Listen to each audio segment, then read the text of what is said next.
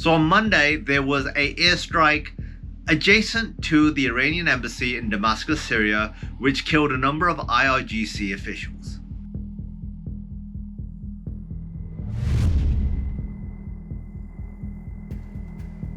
Amongst those was General Raza Zahidi, who was the IRGC official in charge of Iranian operations in Lebanon and Syria. That would, of course, include coordinating with Assad's forces, with Hezbollah's participation in the Iranian civil war. Now, the IRGC, the Iranian Revolutionary Guard Corps, Quds Force, is designated a terrorist organization by the United States of America because it is exactly that. The IRGC Quds Force is an extension of the Iranian regime and its global aspirations. It has spread terror, mayhem, murder all over the world. Now, in the immediate aftermath of this strike near its embassy and the killing of these IRGC officials, Iran, of course, is pointing the finger at Israel. At this point, while I record this, Israel is still to comment on what occurred in Damascus. But how do we look at this? Like, what opinion should we hold? What should be our thoughts? So, the officials killed were members of a terrorist organization. Now, of course, Iran is now talking about revenge and retaliation and how Israel will pay for this, who they blame for this strike. But let me ask a very simple question. If we're to expect revenge and retaliation, what have Iran been doing for the last several months against Israel, even going back further? With drone attacks from the Houthis in Yemen. We had a drone attack from a Shia proxy in Iraq just days ago. Rockets from Hezbollah. Palestinian Islamic Jihad and Hamas launching terror attacks on a regular basis. October 7th, and how Iran celebrated.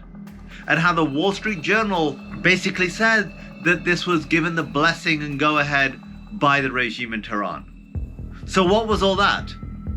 Iran has been engaged in terrorism and violence against Israeli and American targets for decades. Going back to the seizure of the American embassy in Tehran, a violation of all the norms of international protocol, to the bombing of the Israeli embassy in Buenos Aires, the bombing of the Jewish Cultural Center in Argentina, the attack in Burgas in Bulgaria. Iran has been consistent in one thing, and that is spreading terror and mayhem. And now when IRGC officials are targeted, the officials who are behind the planning and execution of this terrorism, Iran want to complain and talk about how unjust the world is? Are you kidding me?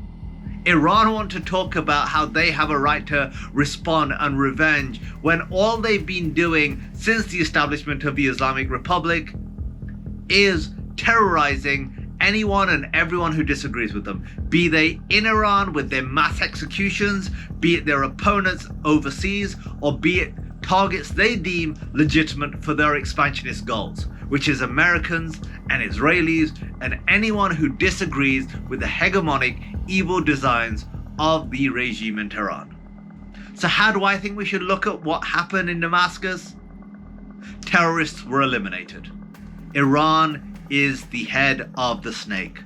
Iran is the reason for the bloodlust we are seeing in the Middle East, be it in Yemen, be it in Lebanon, be it in Syria, be it in Iraq, be it on Israel's borders. Iran's fingerprints are in all these places. A regime which has become so efficient at persecuting its own people is exporting that all over the globe.